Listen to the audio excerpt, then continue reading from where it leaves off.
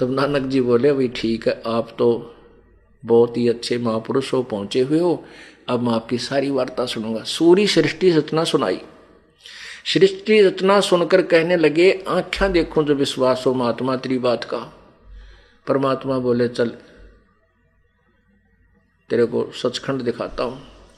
उनके शरीर को ऐसे स्थान पर सुरक्षित रख दिया कि कोई पक्षी वक्षी या कुछ जंगली जानवर ना खराब करे, और आत्मा को निकाल कर परमात्मा ऊपर के सब सचखंड वगैरह दिखाए, यहाँ के लोग दिखाए, ब्रह्मा विष्णु महेश के स्थान दिखाए, जैसे गरीबदास जी को दिखाए, जैसे दादू साहिब को दिखाए, जैसे मुल्कदास जी को दिखाए, और जैसे घीसा साहिब जी को दिखाए।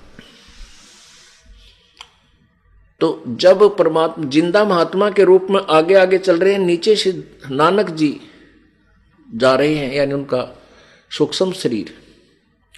जब सचखंड में पहुंचे सतलोक में, एक सफेद बहुत बड़ा गुम्बद है, मंदिर नुमा, और उसके बीच में परमात्मा का तख्त है।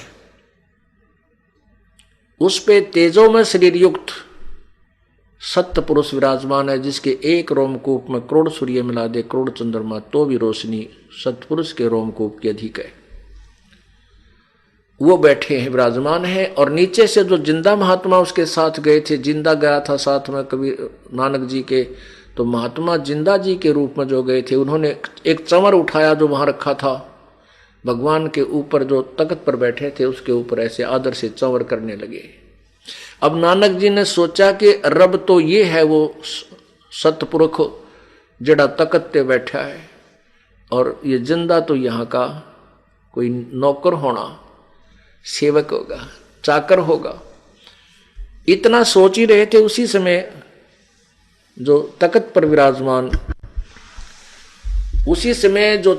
विराजमान थे प्रभु परमेश्वर सत्य पुरुष रूप में, अपने ही दो रूप बना करके वो खड़े हुए, और जिंदा रूप में जो चंवर कर रहे थे नीचे से गया था, उससे चंवर ग्रहण किया और कहा, प्रभु विराजमान हो, अपने आसन को ग्रहण करो, मैं तो आपका अस्थायी नौकर था, कुछ समय के लिए आप मुझे यहाँ छोड़ कर गए थे।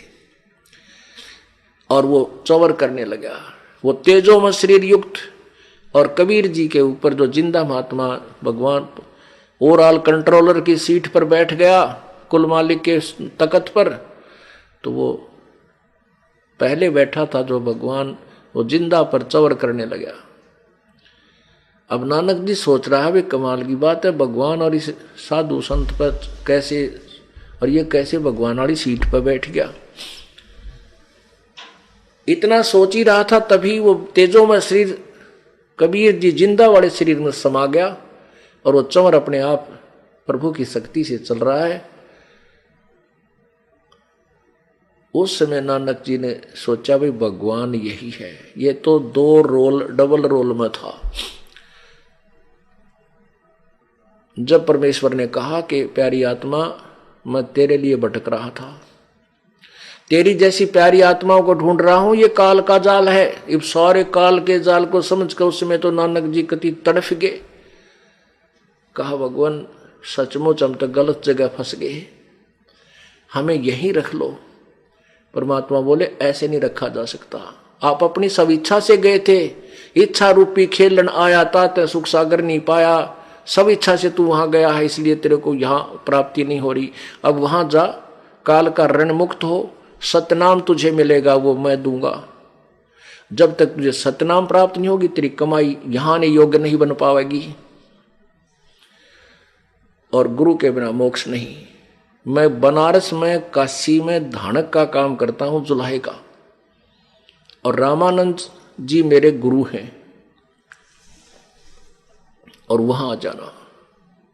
ऐसे 3 दिन बीत गए, पूरा प्रोसीजर घुमा फिरा के दिखाया, और नानक जी जिद करते रहे, प्रभु मुझे वापस ना भेजो, बहुत गंदा स्थान है वो। तो परमात्मा ने बताया कि प्यारी आत्मा 60,000 तो तेरे अम्बरीश और राजा जनक जैसे ऐसे VIP जन्म हो लिए, और फिर भी ज्यों का तू काल के जाल में, और तेरे जैसी पुण्यात्मा भी अब काल के जाल में है, तो और जीव कैसे पार हो सकता है।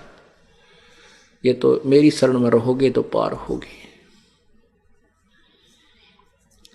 तब इतने में 3 दिन बीत गए। तीसरे दिन उधर से सबने जो जैसे नानक जी ने डुबकी लगाई दरिया में बाहर नहीं आया, तो वहां स्नान कर रहे व्यक्तियों ने देखा कि वे नानक जी तो डूब गया। काफी देर तो इंतजार की कि बाहर तो नहीं आया तो डूब गया। मिनट 2 मिनट 10 मिनट आध घंटे देख के फिर गांव में भाग लिए। उनकी बहन जी को बताया, उनके बहनोई जी को बताया। उधर से नवाब तक बात पहुंच गई, नानक जी डूब गए। नवाब ने उस दरिया में डाउन स्ट्रीम में जिधर पानी बहकर जा रहा था वहां गोताखोर छोड़ दिए, जाल डलवा दिए 5-5 10-10 किलोमीटर तक, कुछ नहीं मिला। सभी ने सोच लिया कि नानक जी के ऊपर रेती फिर गई, गारा में उसका शव गड़ गया, अब वो खत्म हो गया। हाहाकार मच गई। तीसरे दिन सुबह सुबह उसी समय जिस समय स्नान करने जाते थे और वन्य भी स्नान कर रहे थे, उसी कंडे उसी किनारे पर फिर जा करके वहां प्रकट हो गए, वहां पहुंच गए। क्योंकि वो आत्मा वापस छोड़ दी। शरीर धारण करते ही, शरीर में प्रवेश होते ही यदि परमात्मा अगर वो चारपाई पर लेटे लेटे वहां बता रहे होते तो सोपन मान लेते। शरीर खेतों में रखा है, वहां देखा मैं यहाँ आया कैसे, फिर वह सारी सच्चाई होगी कि सचमुच मैं सचखंड होकर आया हूं, वो परमात्मा थी। तो उस समय उनका एकदम भाव बदल गया। ये संसार कति असार लगने लगा। जब दरिया के किनारे वो देखे उन नहाने वालों ने, स्नान करने वालों ने कि नानक आ गया, आज डर गए, भूत भूत भाग गए। कुछ कहने लगे, रहे भूत ऐसा होया करे। देखा किसी ने भूत, 2-4 डटे। उन्होंने बात की, कहाँ गए थे तुम? कि मैं सचखंड गया था। कौन लेके गया था? कि भगवान आए थे मुझे लेने के लिए। अब वो फिर उनके बहन और बहनोई तक बात गई, राजा तक बात पहुंची, सारा नगर भाग लिया देखने के लिए, घर ले आए। कहने का भाव ये है कि फिर मोदी खाने के अगले दिन नौकरी पर चले गए। नवाब ने पूछा कि कहाँ गए थे नानक जी? उस दिन जाकर के उसने क्या किया कि जाते ही को 2-3 दिन का सबका अकाउंट शेष था, वो सामान देना था। वो कहने लगे हम तक 3 दिन का सामान नहीं मिला। कहने के ले जाओ।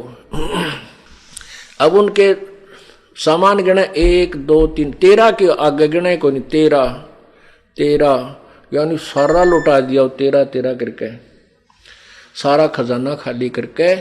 और ऐसी ही वेशभूषा जैसी जिंदा महात्मा की परमात्मा की थी, ऐसा साधु बना के शमशान घाट पर जा बैठा कि भाई आड़े तो बुरा हाल हो गया जीव का, और कैसे पीछा छूटे।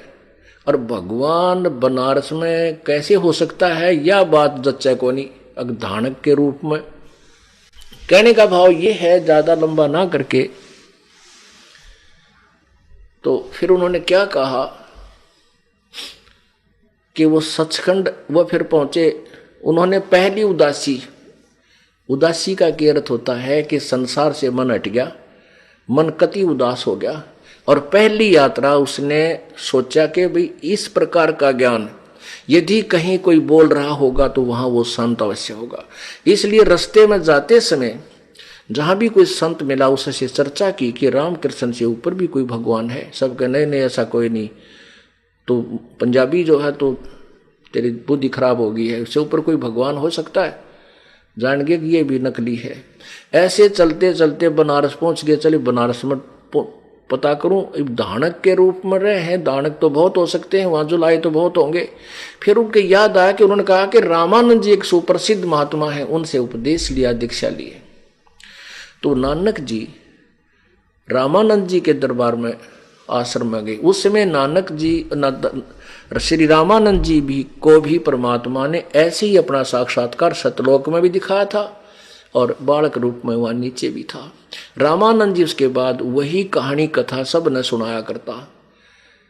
और इस प्रकार वहां रहने वाले नौकर भी इस जैसे यहाँ छोटे छोटे बच्चे भी इस तत्व ज्ञान से परिचित हैं। वर्तमान के जो दास का ज्ञान सुन रहे, बूढ़े बुजुर्ग भी परिचित हो गए जो कंटिन्यूस 2-4 वर्ष से हमारे साथ हैं। तो रामानंद जी के बारे में पूछा नानक जी ने,